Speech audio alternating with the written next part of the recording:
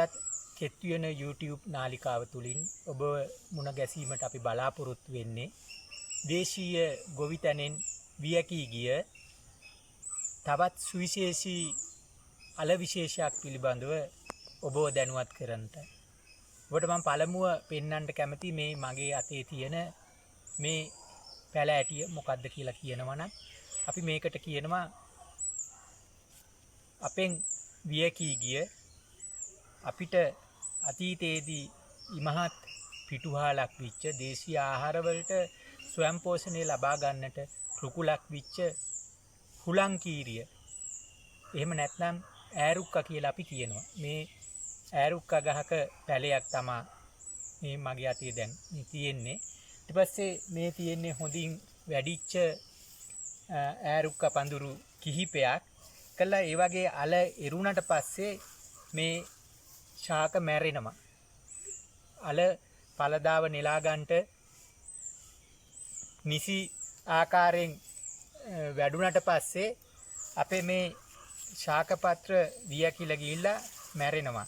මේ අවස්ථාවට ආසන්න වෙනකොටම අපි අල සකස් කරගන්න ඕන ගලවලා. ඉතින් ඒ ගලවගත්ත අල කීපයක් තමයි මගේ ළඟ මේ තියෙන්නේ.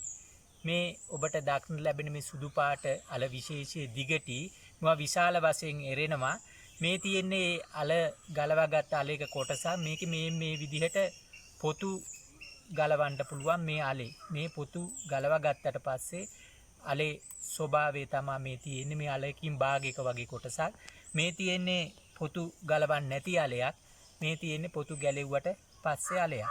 ඊට පස්සේ මේ අල විශේෂයේ තියෙන වැදගත්කම තමයි මේක අල වලින් එන මේ අලෙන් ගොඩ නැගිච්ච පැලයක් තමයි තියෙන්නේ. මේ පැල අපට හිටවන්නට පුළුවන් වගාවක් විදිහට කරනවන.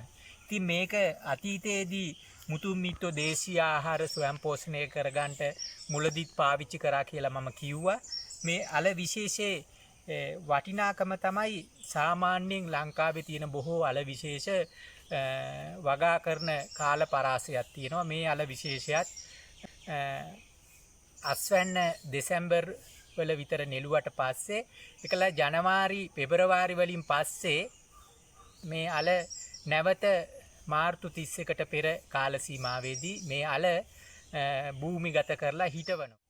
දැන් ඔබේ නෙලාගත් අස්වැන්න ඔබ ළඟ තියෙනවා. එතකොට කෙනෙකුට හිතෙන්න පුළුවන් මේ අස්වැන්න නෙලාගත් මේවා අපි කොහොමද බෝ කරගන්නේ කියලා. මගේ ගෙවත්තෙත් මේ පැලයක් මේ පඳුරක් හදාගන්නේ කොහොමද කියන ගැටලුව කෙනෙකුට එන්න පුළුවන්. ඒකට විසඳුමක් තමයි මේවා අස්වැන්න නෙලලා අවසන් නොකර අපිට මේකෙන් කොටසක් අස්වැන්න තියාගන්න පුළුවන්. පොළවේ එහෙමම පවතින විදිහට අස්වැන්න නෙලන්න නැතුව තියාගන්න පුළුවන් බීජ විදිහට ගන්න. ඒ තියලා කාලේ ඉක්මවලා යනකොට මේවා නැවත පැලවෙන කාලේ වෙනකොට මේ අල වලින් පැල මතු වෙනවා මේ වගේ.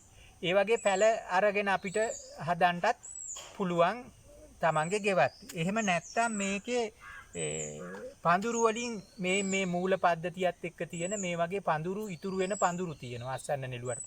ඒවා නැවත වතාවක් හදලා අපිට බෝ කරගන්නත් පුළුවන්. ඉතින් මේ විදිහට තමයි සාමාන්‍යයෙන් අපි බෝ කරගන්න ඕනේ. මේක ඊටාත්ම දුර්ලභ ශාකයක් බවට දැන් පත් වෙලා තියෙනවා. ඒ නිසා ආදරණීය හිතවතුනි මේ කාලේ විශේෂයෙන් රසායනික ද්‍රව්‍ය වැඩියෙන් යොදලා වගා කටයුතු සිදු කරගෙන ආපු දීර්ඝ කාලයක් තමයි අපි මේ පසු කරලා තියෙන්නේ. නමුත් ඒ වසවිස නැතුව මේවා කාබනික වගාවන් විදිහට සාම්ප්‍රදායික වගාවන් විදිහට කරගන්නත් පුළුවන්.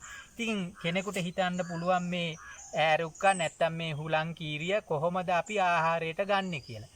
මේවා ආදරණීය හිතවතුනි අපේ මුතුන් මිත්තෝ වැඩිහිටියෝ අපි ළමා කාලයේදී නම් මේවා හොඳට සුද්ධ කරලා පිරිසිදු කරලා තම්බලා හොඳට තැඹුණාට පස්සේ මේ අල අරගෙන මේ අල වලට තැම්බිච්ච අල වලට ලුණු ටිකක් ඉහලා මේ අල තම්බලා කන්නත් පුළුවන්. එහෙම නැත්නම් හිතවතුනි මේ අල හොඳට පිරිසිදු කරලා අරගෙන කුඩා කෑලි වලට කපලා ඉවරලා ව්‍යංජනයක් විදියට මිරිස් 3-5 යොදලා කන්නත් පුළුවන්. ඒ වගේ නම් කලාතුරකින් තමයි කරන්නේ.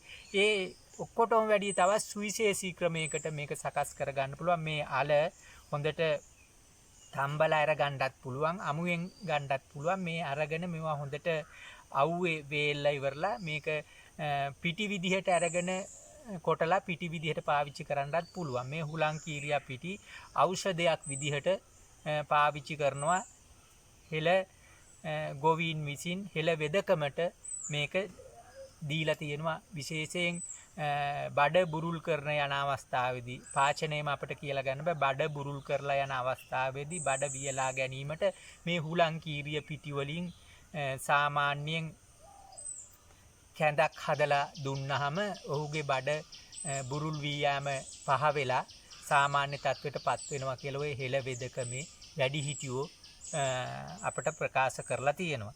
එහෙමනම් ආදරණීය හිතවතුනි මේ ඔබට අපි හඳුන්වලා දෙන්නට යෙදුනේ අපෙන් ගොවිතැනෙන් ඈත් වෙලා තියෙන ඊ타මාත්ම කාබනික වගාවක් විදිහට කරන්න පුළුවන් හුලං කීරියා එහෙම නැත්නම් ඈරුක්කා කියන ෂේ වෙලා යන මේ අල විශේෂය ගැනයි එසේනම් ආදරණීය හිතවතුනි මේ වීඩියෝ බලපු මේ පිළිබඳව තවත් සුවිශේෂී තොරතුරු තියෙනවා නම් අපේ නාලිකාවට කමෙන්ට් එකක් දාලා ඒ සුවිශේෂී ඔබ දන්නා තොරතුරුත් යොදලා අපිව දැනුවත් කරන්නට කියලා ආරාධනා කරනවා. ඒ වගේම අපට ලයික් එකක් ලබලා දෙන්න.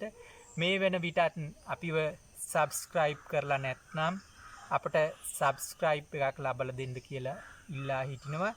ඒ නිසා ආදරණීය හිතවතුනි දිගි නිහඬියාවකට පස්සේ ඔබට මේ තවත් සුවිශේෂී විච්ච වීඩියෝවක් ගෙනාවේ අපි. එහෙමනම් අප හා සම්බන්ධ වන අපේ ප්‍රේක්ෂකයින්ට බෙහෙවින්ම ස්තුතිවන්ත වෙමින් ඔබෙන් සමුගන්නවා. ඔබට බෙහෙවින්ම ස්තුතියි.